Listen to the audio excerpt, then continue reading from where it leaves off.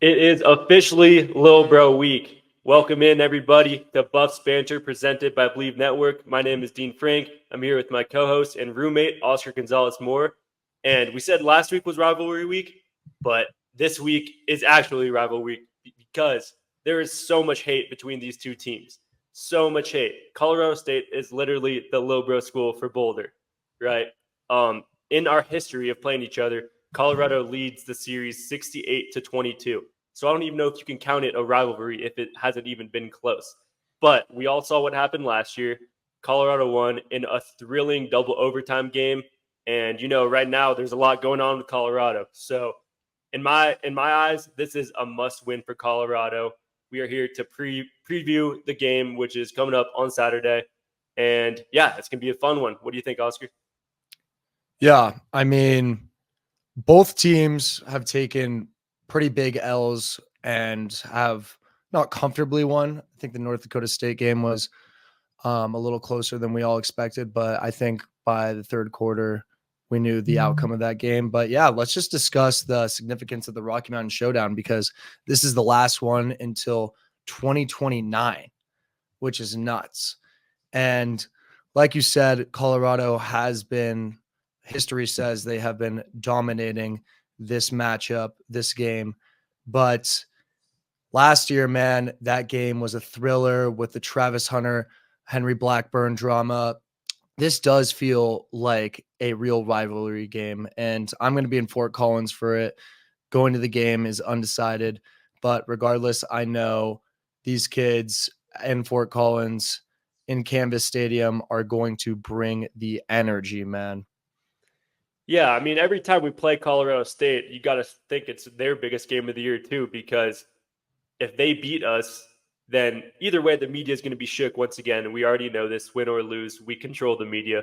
The narrative, we can't control the narrative anymore, but we're going to be the center of attention in media. Either way, I remember last year, this game was up until it would think it was like 2 a.m. East Coast time, and like people were just still watching. It broke records on ESPN. And, a lot of people want to watch this game because with Colorado coming off a big loss to Nebraska, which honestly it wasn't a big loss when you look at the scoreboard, 28-10, but we got beat, and I'll admit that. And then on Colorado State's side is just a couple weeks ago they lost 52-0 to Texas, and then obviously being Northern Colorado now, but both teams are 1-1. Colorado comes into this game as 7-point favorites, but in some ways it really feels like a must-win game for Colorado. If we lose this game, I think our season's over because there's a big difference right now with going 2-1 because then the next couple of games we've got Baylor and UCF, which both feel like winnable games. But then let's say we lose this, we go 1-2. It's like, oh my God, like just the outlook for the season is going to be in shambles. But like you mentioned, there is a lot running on this game. Henry Blackburn, I think everybody saw what happened last year, hurting Travis Hunter and getting he wasn't even kicked out of the game, huh? But like there's a lot of hate there, and this is definitely personal. Even with their coach, Jay Norvell, like I just remember how personal it got last year. Obviously, it's a different year this year, and the narrative is different. But at the same time, it's like the standards are at the same, and if not even higher, because like I said, it is a must win for Colorado. Yeah, 100%. I love how you touched on how this game feels a little different this year because if my memory serves me correctly, I know Colorado was undefeated going into that game. CSU might have had a loss under their belt. Now, as we've explained, both teams have lost pretty brutally one of the first two games of their season. And yeah, this Colorado State team is very mysterious right now, because they got their asses kicked by Texas, which I mean, I think everyone was expecting. Texas By the could way, be. sorry to cut you off. By the way, loved watching that. I mean, I absolutely loved seeing them score the donut zero. And I'm not saying Colorado would have done any differently to Texas. I mean, I think Texas can definitely win it all this year. But as a Buffs fan, oh my God, that was fun to watch. Yeah, 100%. That was great, especially seeing Arch score his first touchdown. I mean, yeah, got some buddies down at UT as well. I know they were enjoying the show. But yeah, I mean, although both teams have lost, I mean, for us, there's just so much state pride for Colorado.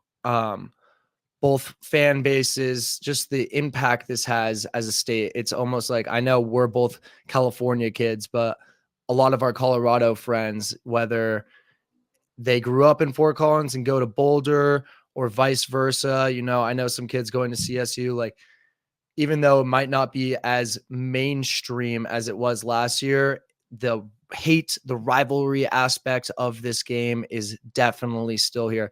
And I think you're right. If Colorado loses this game, I mean, like it's over, man. I It's can't over. even imagine. It's win or die, win or go home. There's not going to be enough in the tank. Like this is the season already, which is crazy to say, but I mean, CSU is a team that we should beat, I think, if we play our best ball. And there's so much on the line. It's not just a loss, it's pride, it's the Rocky Mountain Showdown, it's everything. So you mentioned we win if we play our best ball. But at this point, it's like, what does that even mean?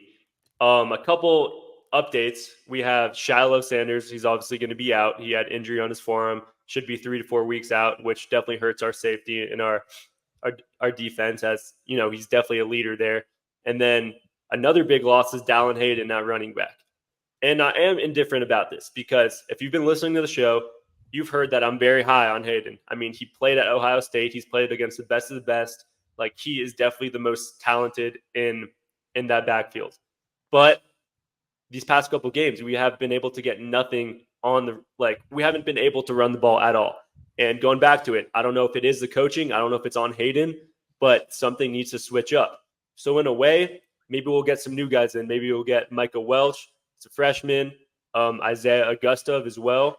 Like, these are two guys that could just come in and make a difference. So to me, obviously, you hate to see Hayden hurt, but maybe it's just next man up, and that's the mentality we're going to have going forward. And additionally, I'm just going to say it every week, this O-line needs to step up.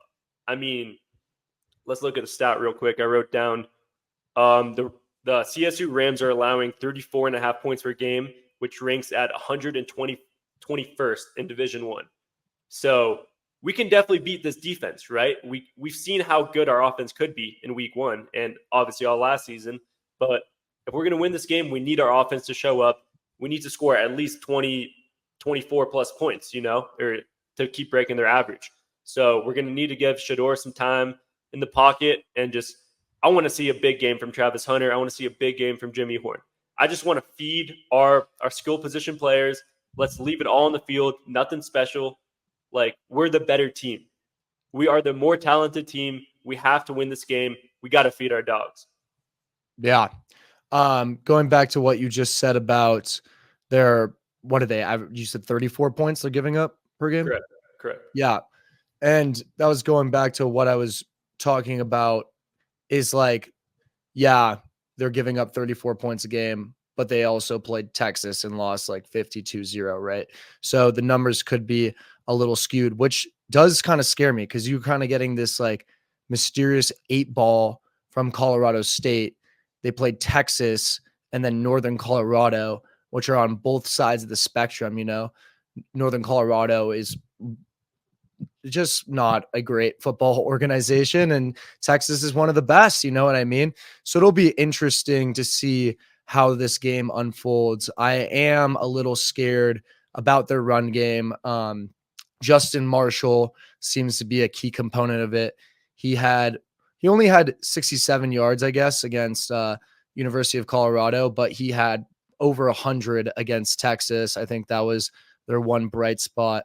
And yeah, I mean, like you said, this game is going to be won in the trenches, whether that's our front seven on the defensive side or our O linemen protecting Shador. So I think we really need to, I would really love to see Colorado just stop the run and be able to run the ball. I mean, I know that's a lot. I know that's a lot to ask for since we're playing to our strengths, right? And our strengths aren't running the ball necessarily, but like, come on, like, let's keep the run under 100 yards this game, win or lose. I mean, Win. we need to freaking win, There's no but other option. There's really yeah, no other like, option. let's win and keep Colorado State's rushing under 100 yards. That would make me a very happy camper. Right. I mean, Northern Colorado, you mentioned it. I like how you kind of play the devil's advocate there because it is early on and like the points, it's week 2. It's hard to skew and just like see where the defense is at. But you mentioned the rushing. 4 different running backs up to 200 yards last week. And imagine we had that. I would be crying with happiness because we can barely get 50 yards. So that is definitely something we're going to have to stop. And I just want to see us possess the ball. I want to see us dominate this game. There's no reason Colorado State should make this even close. I do want to mention, though, Torrey Horton. He's good. I can't lie. Like, he is a first-round type of draft pick in the NFL, I believe. And seeing him play, like, I think it'll be awesome because we got a really good we have some great cornerbacks. And it doesn't get mentioned enough because I think our defense, as I kind of mentioned the past 2 weeks, like, we have let up no points in the second half in both games. And I think that mainly is accounted for the cornerbacks. DJ McKinney is doing a great job. I think he'll be probably predominantly on Torrey Horton. I know Travis Hunter will be there as well, but McKinney has come up big. And I guess just going last thing we talk about CSU before talking more just about the positives and what we need to win from Colorado. Their quarterback, Braden Fowler Nicholas, he's kind of made a name for himself. I mean, I heard about him a lot going into the season when he kind of mentioned that he had a $600K NIL deal and he turned that away to play with CSU. So he thinks CSU has something special this year, and that'll be important to look at. But other than that, man, I mean, this game is very winnable. It really comes down to us, and it's going to come down to us every single week. Can Pat Shurmur, offensive coordinator, just fix something new up? Can he switch it up? We need to see this offense get going because our defense has left the game open, and our offense is definitely our strength. So it's like we need to step up. I mentioned it again, but this game is a must-win. Let's not even make it close. Double overtime obviously was a thriller last year. This game, I want to lose by multiple. Let me restate that. I want CSU to lose by multiple touchdowns, and I don't want it to be close. Yeah, no, 100%. I think one thing that is being overlooked for sure, I know Travis has shined on both sides of the ball these first 2 games, predominantly on offense, but if he does match up against Torrey Horton on defense, this is going to be his first real test. As you said, Horton is a certified first-round pick. The guy is an absolute baller. So it'll be interesting to see how Travis does when he's matched up against Horton, because I think that will tell NFL scouts, coaches a lot about what position he's going to predominantly play if he decides to play both. Because last year, I feel like we know Travis, he's a great player both ways, but this year he's definitely been an offensive superstar. Because they don't throw the ball last to him. year, They don't sorry, throw what was the that? ball. They don't throw the ball to Travis when he's on defense. Like every time, they just don't. They don't target him. So it's hard for him to show that. But I do agree with what you're saying. 100%. Yeah, I mean, hopefully Horton is going to get his yards, whether he's going to put up numbers whether we like it or not. So I think if the game's in control, maybe he won't start on Horton, especially I know he's going to play an absurd snap count this game as well, but maybe towards the end of the game, if we're up double digits, let's see what he can do. I'm interested to see that matchup for sure. And I know it'll be all over social media, First Take.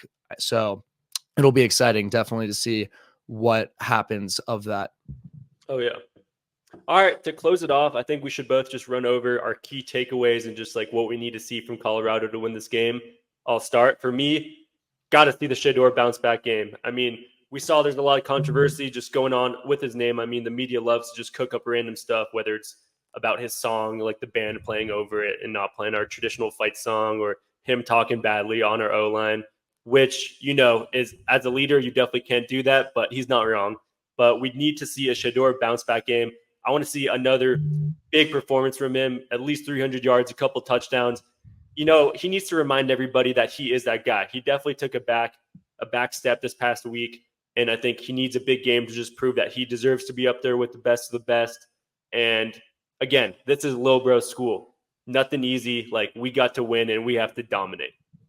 Yeah, I 100% agree. He's been under a ton of scrutiny and backlash this last week, especially for saying something about his pick six was a rookie mistake, which might have led to O-line hate. So this is a big game for him. And bouncing off that, I think my biggest thing for Colorado to win this game is just to see that team chemistry come together again, because last game, I mean, going into the second half, it just looked ugly. And we talked about this the last podcast, but players were sitting far away from each other. No one looked like they were enjoying or like tried to even like get back into the game. So I want to see these guys. I don't know where this internal leadership is going to come from. If it's Shador, Travis, or someone else, someone's got to step up and tell these boys to get ready, because it's freaking Lil Bro week. It's Ram week, and we got to be ready to go, man. We got to come with the juice, because I know they are coming with the juice for sure. And we got to just match that and blow right through them, I guess. They are, for real. And last week, I mean, I know being in Nebraska, being in that atmosphere, 80,000 people, bleeding red, like, it's a tough atmosphere. I think it will be different. Obviously a smaller stadium, but I think Boulder fans will travel pretty well this week. So I don't think the atmosphere will be too crazy where it doesn't, like, it could low-key feel like a home game, I mean, we're just up the street. So I think that'll definitely change a lot. Let's get some momentum going into next week against Baylor. Let's get the win streak back going, because we're better than we've been playing, and we need to prove that to the rest of the world. I'm done seeing all this hate in the media. It's time to dominate Lil Bro school. Are you fired up, Dean? I'm getting fired up just talking about this. Go Buffs, baby. It's going to be Buffs. A great weekend. Let's go. Back into the double column. Hey, live updates. If you guys want live updates, check out the Instagram and the TikTok. I'll be in Fort Collins all weekend, just posting stuff. So make sure to check out our social media pages as well. And yeah, let's go Buffs. Great shout. Let's go Buffs, baby.